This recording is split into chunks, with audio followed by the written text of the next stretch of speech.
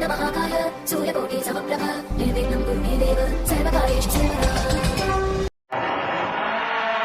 जब रात होती है तो हम एक दिया जला लेते हैं और उसकी रोशनी में खुद को महफूज समझते हैं, मगर उस रोशनी के परे जो अंधेरा है वो अपने अंदर बहुत सारी कहानियां समेटे हुए है और इन्हीं कहानियों को आपको लेकर आता है रात के अंधेरे में।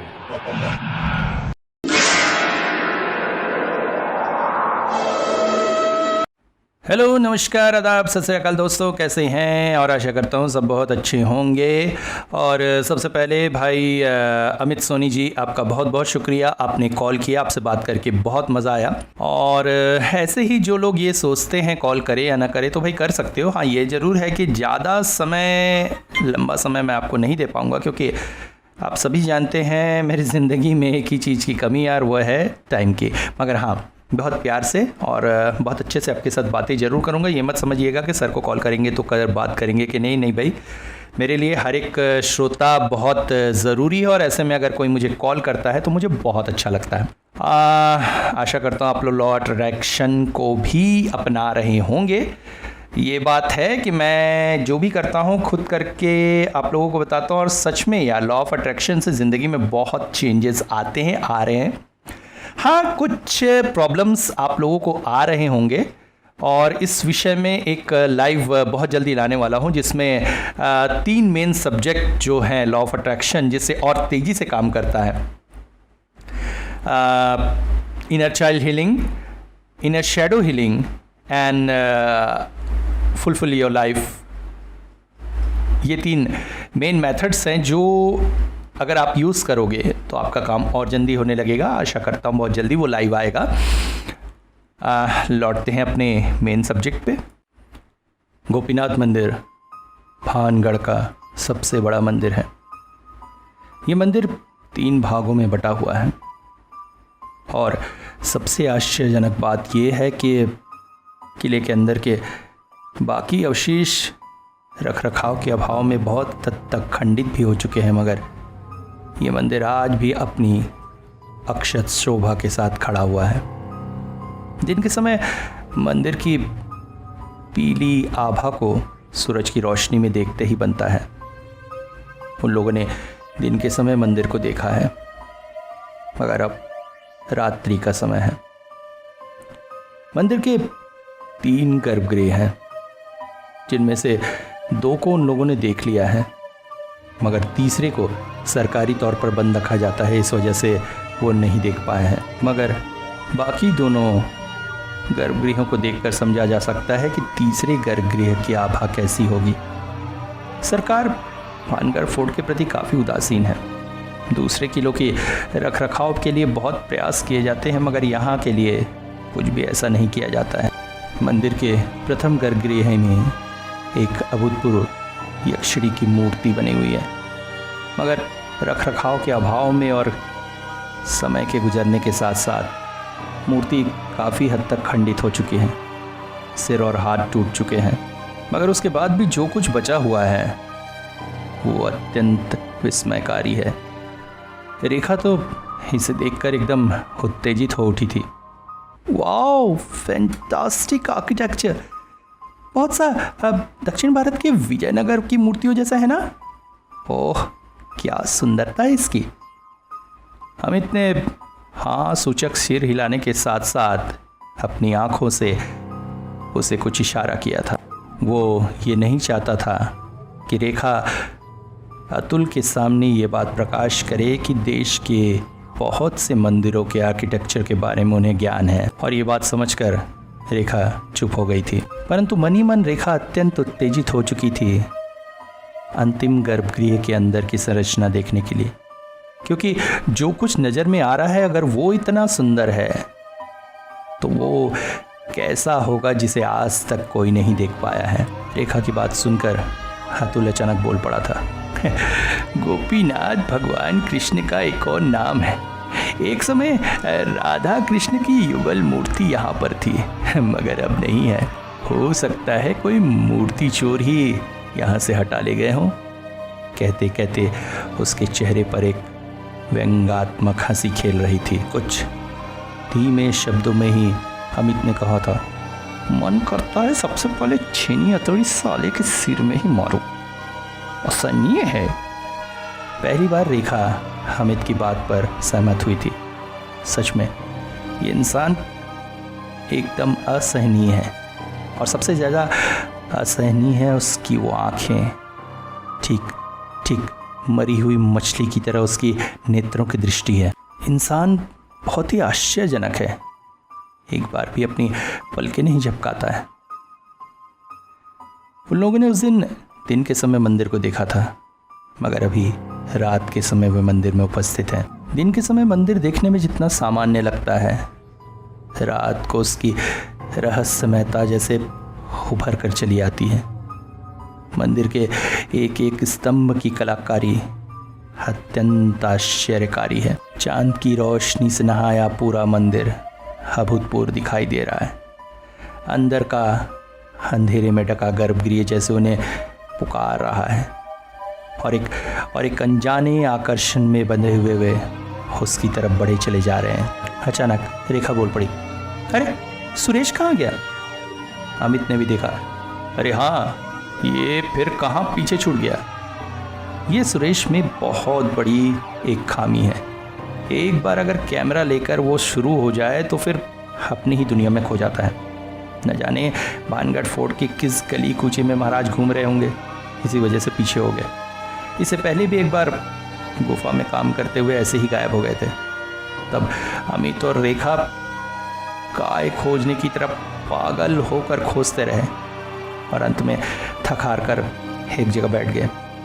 तभी महाराज हाथों में कैमरा लिए सामने प्रकट हुए थे और बड़ी ही निरीह भाषा में बोले, अब मुझे खोज रहे थे क्या? ये लड़का ना बिल्कुल सीरियस नहीं होगा।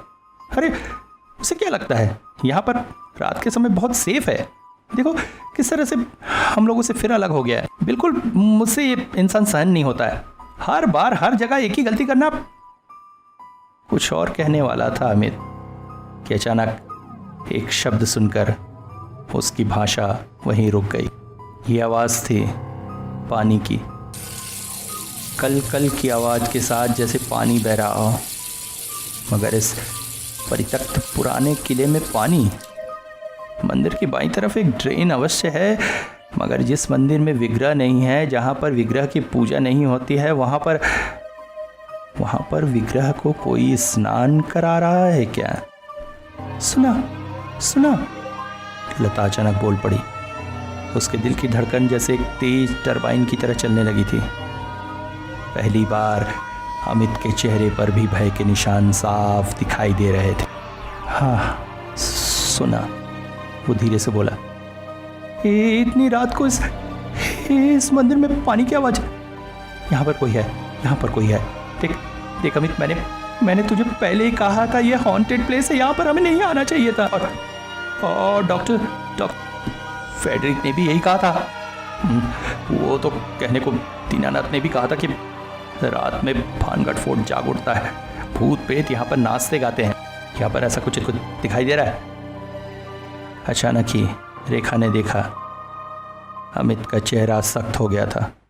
उसने टॉर्च जमीन में रख दी और अपनी इमरजेंसी लाइट जला ली। तभी अचानक रेखा ने देखा उसकी लाइसेंसी गन भी अब उसके हाथ में थी। वो तेजी से सीढ़ियाँ चढ़ने लगा। रेखा, मुझे लगता है यहाँ पर कोई हमें डराने की कोशिश कर रहा है, मगर मैं उसे खोज कर रहूँगा। अमित मत जा, अमित कुछ है, रुक जा। मगर अमित ने नहीं सुना और धीरे धीरे उसके इमरजेंसी लाइट की रोशनी को जैसे घने अंधेरे ने निगल लिया। इस वक्त रेखा सीढ़ियों पर अकेली खड़ी थी। सुरेश का पता नहीं था। अमित न जाने कहाँ गायब हो गया था और इस सुनसान वीरान फोर्ट की सीढ़ियों पर वो इस वक्त अकेली खड़ी है। इस वक्त गोपीनाथ मंदिर उसे अत्यंत भयंकर लग रहा है। अतुल ने कहा था मंदिर जीवित है, मगर उसकी बातों को हंसी में उड़ा दिया था अमित। इस वक्त रेखा के दिमाग में यही बातें चल रही थी। उसने चारों तरफ नज़र घुमाई। चांद की रोशनी में मंदिर का दालान कैसा रहस्यमय सा प्रतीत हो रहा है। इतनी शक्तिशाली, इतनी प्रखर खड़ी इमारत को आखिर वो कौन सी शक्ति थी जिसने तोड़ मड़ोड़ कर रख दिया था? और सबसे आश्चर्यजनक बात, इन मंदिरों को कुछ क्यों नहीं हुआ था? अमित, अमित! मगर कोई जवाब नहीं आया।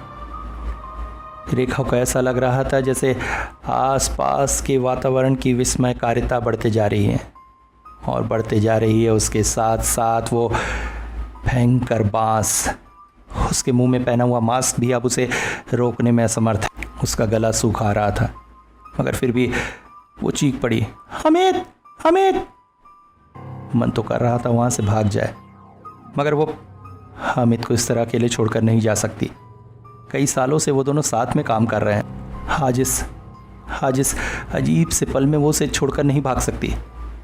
गोपीनाथ मंदिर की सीढ़ियाँ उसके सामने खड़ी हैं, जो चांद की रोशनी में नहाई हुई है। वो धीरे धीरे सीढ़ियाँ चढ़ने लगी। सीढ़ियों की संख्या ज़्यादा नहीं, 25 से 30 ही होनी चाहिए। मंदिर की कुछ ही सीढ़ियाँ पार करते ही रेखा जैसे हाँफने लगी थी। आश्चर्य, ये सीढ़ियाँ तो कुछ भी नहीं है। ऐसी न जाने कितनी खड़ी सीढ़ियाँ पार करके कितनी ऊंचे ऊंचे मंदिर और गुफाओं में जा चुके हैं वो लोग अपने काम के दौरान, मगर कभी उसे थकान नहीं लगी। और आज कुछ एक सीढ़ियाँ चढ़कर ही वो ऐसे हाँफ रही है। उसने गुस्से से अपने दांत भींच लिए। वो भी इसका अंत देखकर ही छोड़ेगी। तेज कदमों से वो सीढ़ियाँ चढ़ने लगी, मगर धीरे धीरे उसके दिल की धड़कन बढ़ती जा रही है। सांस और फूलती जा रही है और हाथ पांव जैसे सख्त होते जा रहे हैं। सीने के ऊपर बहुत वजन अनुभव हो रहा है, जैसे किसी ने भारी पत्थर रख दिया हो, मगर फिर भी वो नहीं रुक रही है। और कुछ सीढ़ियाँ बस, फिर मगर तभी सामने का दृश्य देखकर जैसे वो चौंक उठी। ये क्या? अभी भी तो उसके सामने कितनी सारी सीढ़ियाँ हैं। 25-30 नहीं, ये तो जैसे अनंत सीढ़ियाँ लग रही है। मगर गोपीनाथ मंदिर में इतनी सारी सीढ़ियाँ कब आ गई? ये तो अनंत सी सीढ़ियाँ लग रही हैं। कहाँ पर मंदिर का प्रांगण, कहाँ पर मंदिर की मूर्तियाँ? यहाँ पर तो कोई भी कलाकृति, आकार कुछ भी नहीं दिखाई दे रहा है। केवल लाखों लाख सीढ़ियाँ उसके सामने प्रकट होती चली जा रही हैं। इसका अंत कहाँ है और शुरुआत कहाँ है? पीछे की तरफ देखते ही रेखा के दिल की धड़कन और बढ़ गई। पीछे भी वैसे ही अनंत सीढ़ियाँ दिखाई दे रही। वो नीचे की तरफ देखने की कोशिश करती है, मगर परिस्थितियों को देखकर उसका सिर घूमने लगता है। ये क्या? इस सीढ़ी की तो कोई शुरुआत ही नहीं दिखाई दे रही हो। सैकड़ों नहीं हजारों सीढ़ियाँ इस वक्त प्रकट हो चुकी हैं और वो कब इन हजारों सीढ़ियों को पार कर इतने ऊपर आ गई है जहाँ से उसे नीचे का कोई भी दृश्य दिखाई नहीं दे रहा। अनंत सीढ़ियाँ केवल आगे और पीछे उसे दिखाई दे रही हैं और उसे कुछ भी समझ में नहीं आ रहा है। अचानक ही जैसे महसूस होने लगा जैसे उसके हाथ पांव भारी होते चले जा रहे हैं।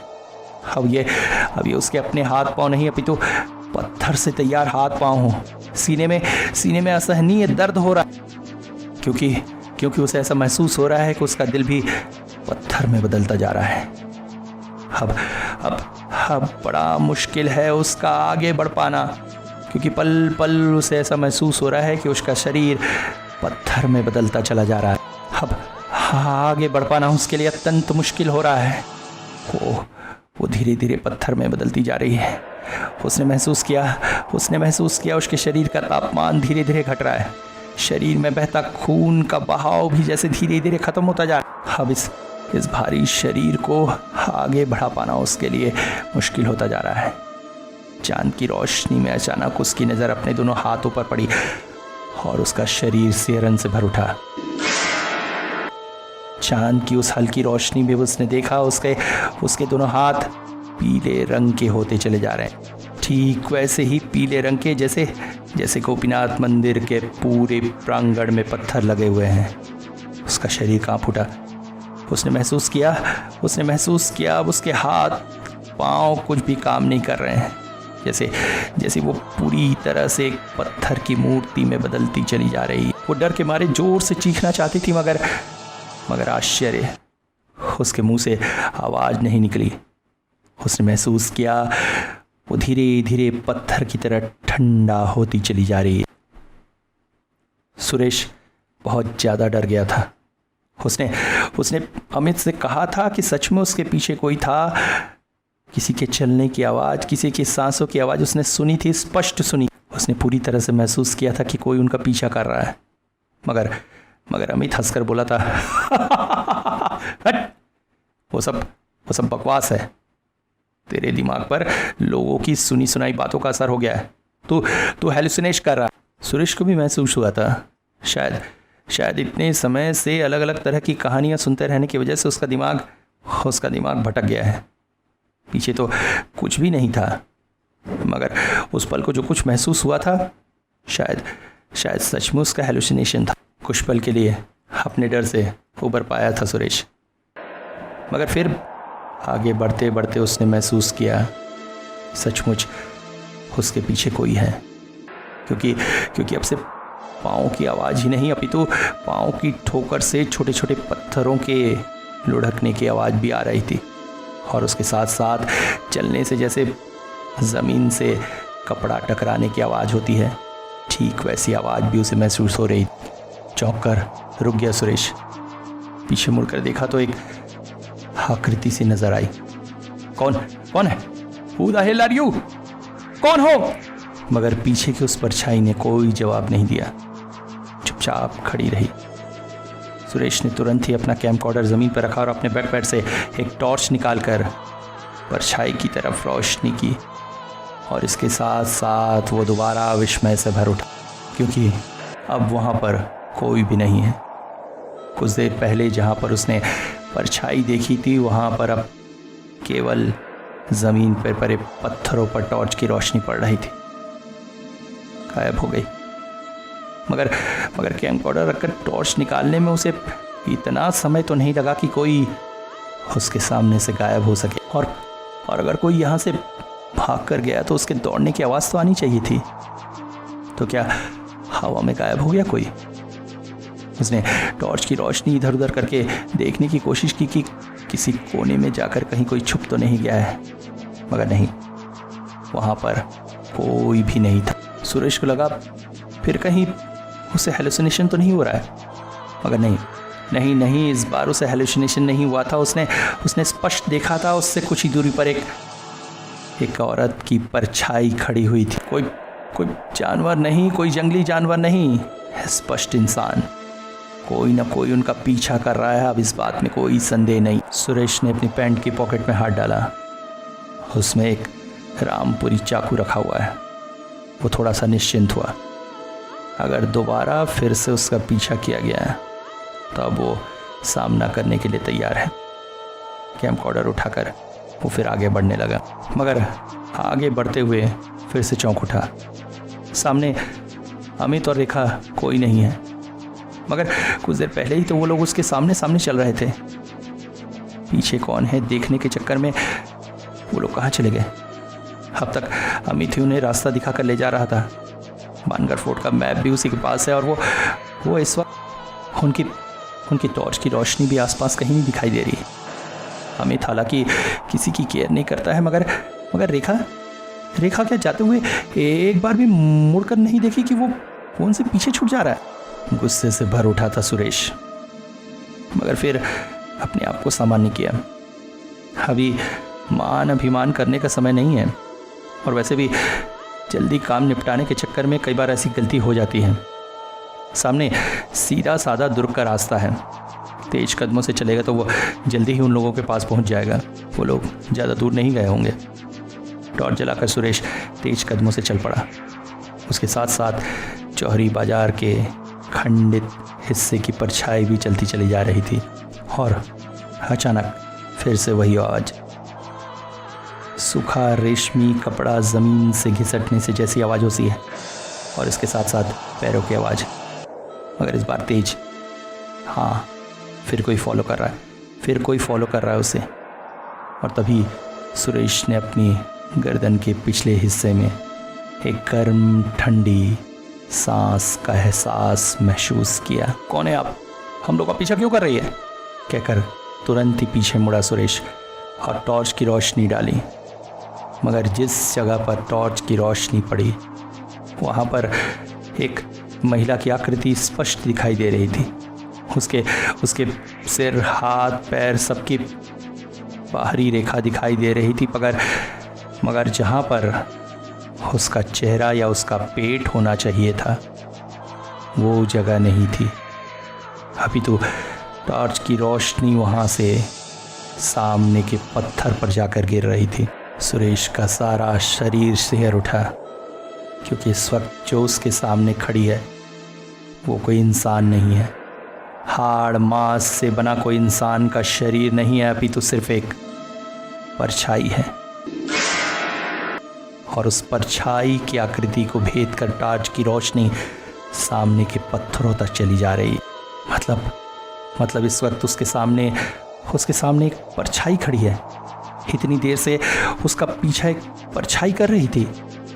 अचानक ही उसके दिमाग में बिजली सी कौंध गई। नहीं, चाहे जो हो किसी भी तरह से उसे इस भयंकर परछाई से पीछा छुड़ाना होगा।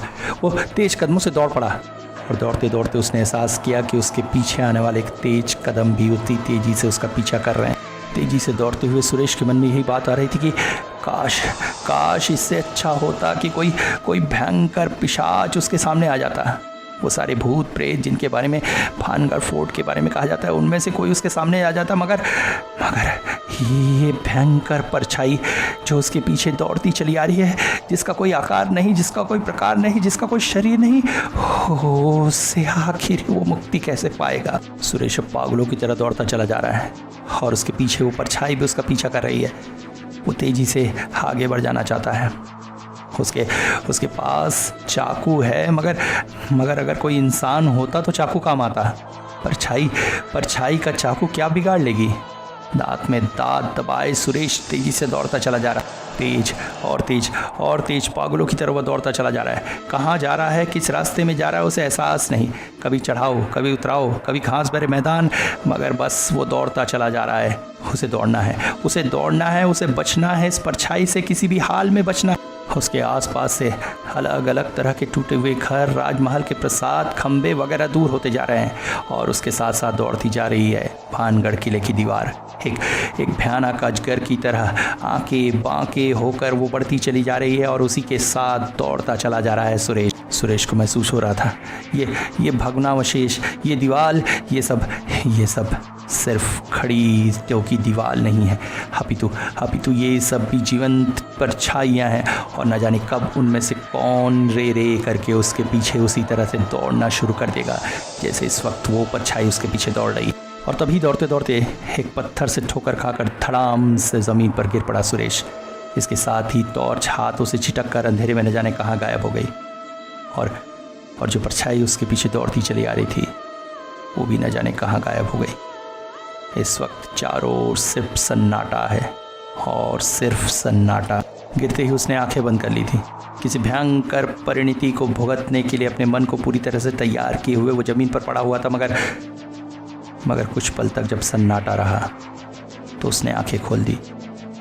शायद उस परछाई ने उसका पीछा करना छोड़ दिया या फिर उसे पार कर अंधेरे में कहीं विलीन हो गई है। वो धीरे धीरे उठ बैठा।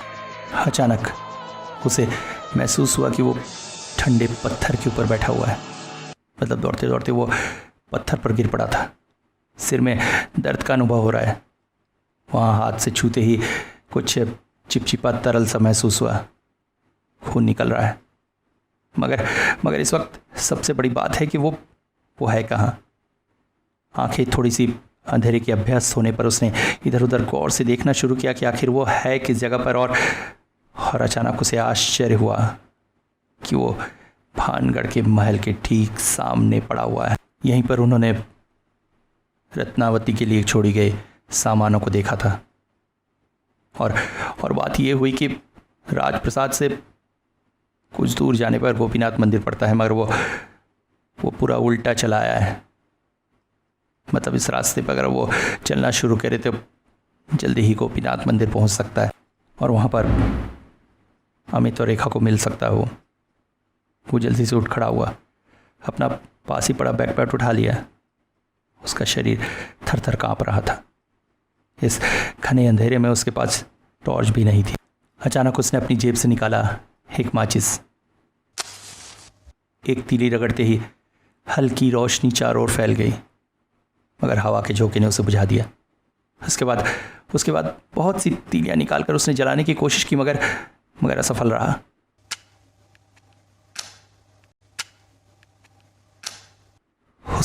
उसे रोना आ रहा था। इस घने अंधेरी जगह पर वो क्या करेगा, कहाँ जाएगा? क्या रेखा और हामिद अब भी उसे नहीं ढूंढ रहे? ओफ, कब तक वो इन अदृश्य शक्तियों से अकेले लड़ता रहेगा? और किससे लड़ेगा वो? सामने की शक्तियां तो अदृश्य हैं, परछाइयां हैं, इनसे लड़ पाना संभव नहीं है। तभी अचानक एक शब्द सुनकर उसके कान खड़े हो गए। तेज गड़गड़ की आवाज थी वो। ये क्या चीज है? किस चीज की आवाज है? ऐसा लग रहा है जैसे साक्षात प्रलय उसकी तरफ दौड़ता चला आ रहा है। इधर उधर नजर घुमाते ही अचानक एक तरफ से उसे दिखाई दिया गहरा काला अंधेरा उसकी तरफ बढ़ते चला आ रहा है। क्या सिर्फ गहरा काला अंधेरा? नहीं, वो एक बहुत बड़ा सा पत्थर है जो तेजी से उसी की तरफ लुढ़कता चला आ रहा है। और उसी पल उसे याद आया जादूगर सिंखिया, जिसने तेल में अपना अभिमंत्रित जादू मिलाया था और उसे अपने इस कुकर्म का बदला चुकाना पड़ा था पत्थर से दबकर। उन्होंने भी तो राजकुमारी रत्नावली की मूर्ति चुराने की सोची थी, और आज फिर वो पत्थर बड़ा चला आ रहा है अपने दुश्मनों से मौत का इंतकाम लेने के लिए। पत्थर चोरी करने वाले व्यापारियों के खिलाफ पत्थर खुद उठ खड़े हुए थे। अब कोई नहीं बचेगा, न रेखा, न अमित और न वो, क्योंकि पत्थर उनसे खुद इंतकाम लेने को उतारू हो गए। कुछ ही पलों में ये भारी पत्थर उसे चटनी की तरफ पीस डालेगा। और इस अंतिम क्षण में अचानक अतुल के वो शब्द उसे याद आए, इन पत्थरों में जान है साहब, जान है। और अचानक एक मर्मांतक हंसी उसके मुंह से निकल आई।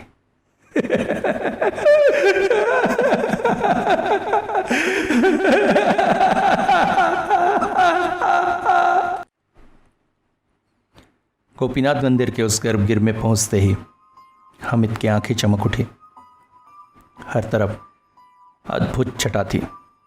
अतुल ने ठीक कहा था, मंदिर के असली विग्रह वहां पर नहीं है, मगर होने से भी क्या लाभ?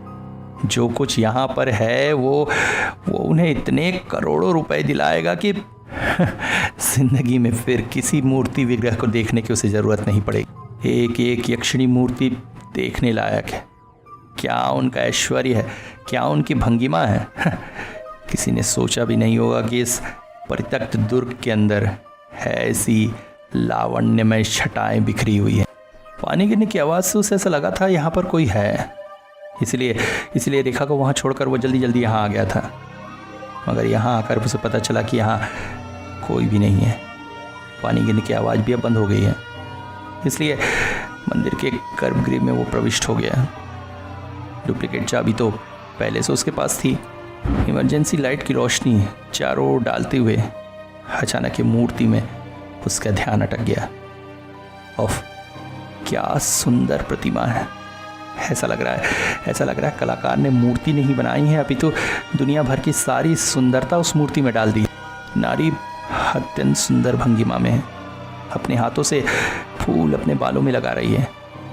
हालांकि चेहरा स्पष्ट नहीं दिखाई दे रहा है, मगर की कलाकृति में फैला रूप लावण्य अत्यंत सुंदर। मूर्ति के ऊपर धूल जमी है, मगर उसकी अनुभवी आंखों ने खोज लिया, ये मूर्ति उन सबको अरबपति बना देगी। कोई शक नहीं, यही राजकुमारी रत्नावली की मूर्ति है।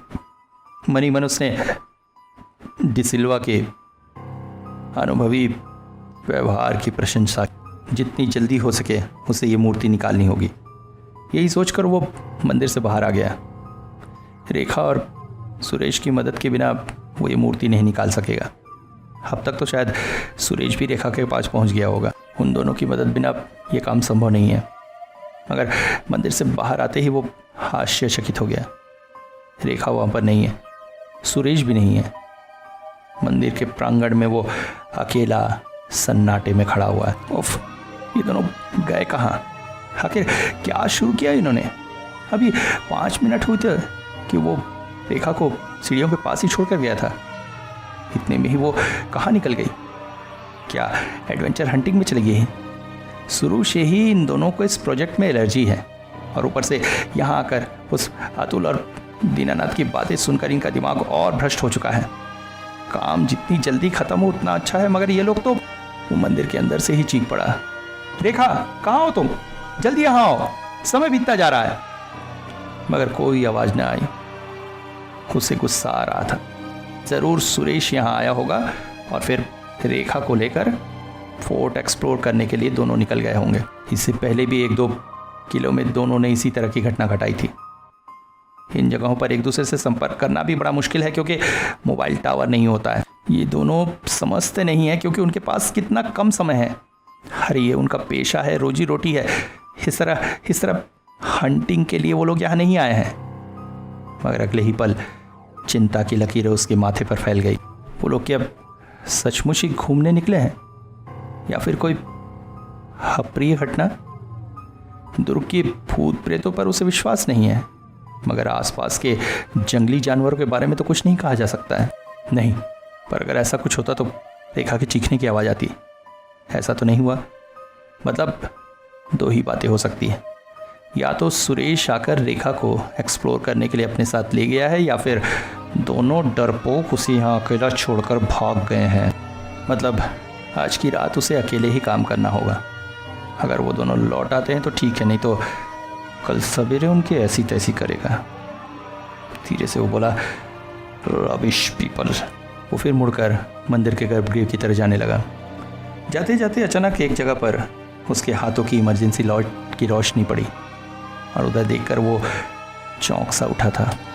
अरे इस यक्षिणी मूर्ति को कल जब उन्होंने देखा था तब तो ये टूटी हुई थी ना, एक हाथ और सिर, मगर इस वक्त तो पूरी तरह से अखंड लग रही है, जैसे नई बनाई गई हो।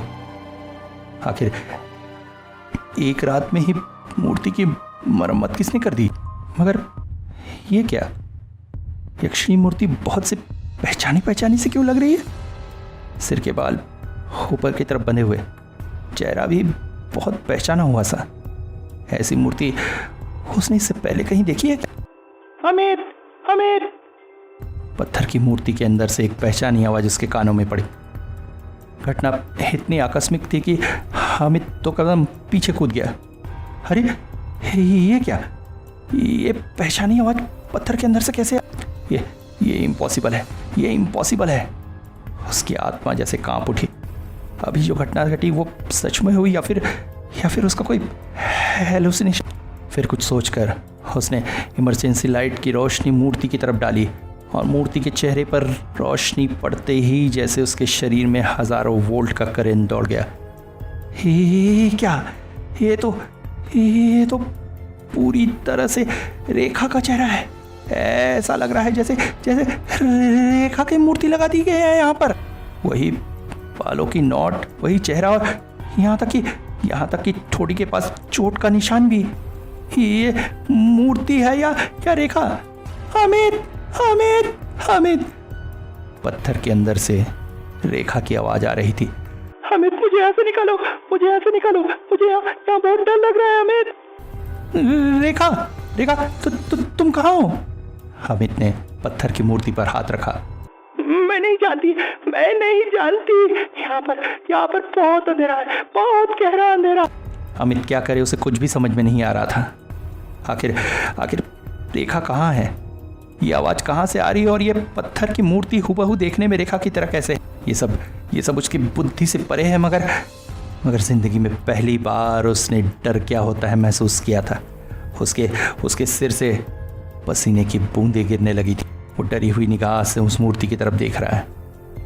मैंने पहले से कहा था सर, ये सब मूर्तियां जिंदा है, इनमें प्राण है। सारे मंदिर में गूंज रही थी वो आवाज, मगर उस आवाज को पहचानने में अमित ने भूल नहीं की। ये आवाज थी गाइड अतुल की। गुस्से से भरकर हामिद चीख उठा, ओह तो ये सब तेरी चाल है? हाँ बता बता, कहाँ रखा है तूने रेखा को, बता। रेखा भाई सा जहां भी है वहीं रहेगी, हमेशा हमेशा के लिए, और वो वही है जहां आप उसे देख रहे हैं। सब बकवास है, ये सब लाइट एंड सराउंड सिस्टम का कमाल है। यहीं आसपास कहीं मशीन लगी हुई है। मुझे तुम पर पहले से शक था। इस खंडित पुराने दुर्ग में कौन तकलीफ करके लाइट एंड साउंड शो करेगा सर? और फिर दिन के समय तो आपने पूरा दुर्ग घूम कर देखा, कहीं पर आपको लाइट एंड साउंड शो कराने के लिए विद्युत की व्यवस्था दिखाई दी? मंदिर के चारों ओर इमरजेंसी लाइट की रोशनी से हामिद ने देखने का प्रयास किया, मगर कहीं भी कोई भी सरंजाम नहीं दिखाई दे रहा था। रेखा की आवाज़ नहीं आ रही थी, मगर उसने महसूस किया अतुल की आवाज़ मंदिर के दीवार के पत्थरों से आ रही। आप मुझे पहचान नहीं पाए सर, मगर मिस्टर डिसिल्वा ने ही मुझे आपसे मिलवाया था, याद आया? अचानक बीते हुए समय के चित्र उभर आए हामिद के दिमाग में। हाँ, डिसिल्वा के ऑफिस में ही उसने देखा था पहली बार अतुल को। मिस्टर डिसिल्वा ने कहा था, हाँ ये अतुल है, अभी तक इसके वर्क का ग्राफ टॉप मोस्ट है, बहुत भयानक खतरनाक जगहों से, यहाँ तक कि हॉन्टेड हाउस और फोर्ट से भी ये मूर्तियाँ लेकर आया है। Can you believe it? याद आ रहा है उसे, याद आ रहा है, स्पष्ट याद आ रहा है, मगर तब अतुल को देखने में थोड़ा अलग लगता था। हाँ, उसकी आंखें ऐसी नहीं थी, सामान्य काली सी थी, मगर अभी तो मंदिर के पत्थरों की तरह बेजान सी हो गई थी। मैंने आपको बहुत बार सावधान किया सर, मगर आप लोग सुने नहीं। मतलब तुम्हें भी भानगढ़ का असाइनमेंट दिया था मिस्टर डिसिल्वा ने? मतलब तुम एक वेंडल? हाँ, जिस दिन आप लोग ये असाइनमेंट उठाए उससे 15 दिन पहले मैं भी हो, तो मतलब इस सारी घटना के पीछे तुम हो। हम लोगों को डराकर यहाँ से भगाना चाहते हो ताकि किसी और के हाथों ये मूर्ति बेच सको ज़्यादा कीमत में डिसिल्वा के मुकाबले, क्यों? हाँ। कुछ देर के लिए चारों ओर सन्नाटा छा गया, फिर आवाज उभरी, नहीं। डैम लायर, तुम क्यों ये सब कर रहे हो अब मैं पूरी तरह से समझ चुका हूँ। और तुम एक बात समझ लो, मुझे इस तरह से तुम डरा नहीं सकते। रत्नावली की मूर्ति अगर यहाँ से कोई ले जा सकता है तो वो एकमात्र मैं हूँ, और मैं उसे यहाँ से लेकर जाऊँगा बाय हुक और बाय क्रुक। मुझे कोई नहीं रोक सकता, और खासकर तुम तो बिल्कुल नहीं। दोबारा आवाज़ नहीं आई। चारों ओर गहरा सन्नाटा छाया हुआ था। गुस्से से भर उठा था अमित। फौड़ में जय सुरेश, फौड़ में जय रेखा। वो अकेले इस काम को करेगा। एक वेंडल, एक मूर्ति चोर का कोई दोस्त नहीं होता है, उसका सिर्फ एक दोस्त होता है, पैसा। एक ढेर सारी नंबर वाला चेक, बस यही इस दुनिया में उसका दोस्त है। वो अपने साजो सामान लेकर दौड़ पड़ा मूर्ति की तरफ। एक वेंडल के काम में कलाकारी होती है। मूर्ति को निकालने से पहले ब्रश से उसे साफ किया जाता है। जगह जगह पर मार्क लगाए जाते हैं ताकि एक छेनी हथौड़ी की चोट की जा सके, मगर उत्तेजना के क्षण में हामिद जैसे सब कुछ भूल गया था, और बिना किसी तैयारी के उसने एक ज़बरदस्त चोट मार दी मूर्ति के शरीर पर। पत्थर के कुछ टुकड़े टूटकर ज़मीन पर गिर पड़े। हामिद ने महसूस किया उसके हाथ कांप रहे हैं, मगर फिर भी खुद को कंट्रोल करके वो पागलों की तरह मूर्ति पर चोट करता, चोट पर चोट, चोट पर चोट, जैसे उसने प्रण कर लिया हो जब तक मूर्ति दीवार से अलग नहीं हो जाती तब तक उसके हाथ नहीं रुकेंगे। इधर उधर चोट मारने थे, मूर्ति के कई हिस्से खंडित होते जा रहे हैं, मगर अमित नहीं रुक रहा है। उसने जैसे कसम खा ली है कि या तो आज वो मूर्ति को अपने साथ लेकर जाएगा या फिर से तोड़ फोड़ कर बर्बाद कर दे। आज आर या पार होकर रहेगा। काम करते करते अचानक ही इमरजेंसी लाइट अपनी जगह से थोड़ा सरक गई। कैसे पता नहीं, मगर उसकी रोशनी अब सीधे जाकर पड़ रही थी रत्नावली की मूर्ति के चेहरे पर। और अचानक ही हुई इस घटना से स्तंभित होकर जब हामिद ने उसके चेहरे की तरफ देखा, उसके मुंह से एक चीख सी निकल आई। ये किसका चेहरा देख रहे हो मूर्ति में? ये राजकुमारी रत्नावली का चेहरा हो ही नहीं सकता। ये तो किसी औरत का चेहरा ही नहीं है, अभी तो किसी पुरुष का चेहरा है। नाक पिचकी हुई सी, आंखें जैसे पथराई हुई सी। इस मूर्ति के चेहरे के मालिक को अच्छी तरह से पहचानता है। मूर्ति का चेहरा इस वक्त हूबहू अतुल की तरह दिखाई दे रहा है। और तभी इमरजेंसी लाइट्स बुझ गई। अंधेरे उस गर्भगृह में गूंज उठी एक औरत की हंसी। यह हंसी अत्यंत निष्ठुर थी।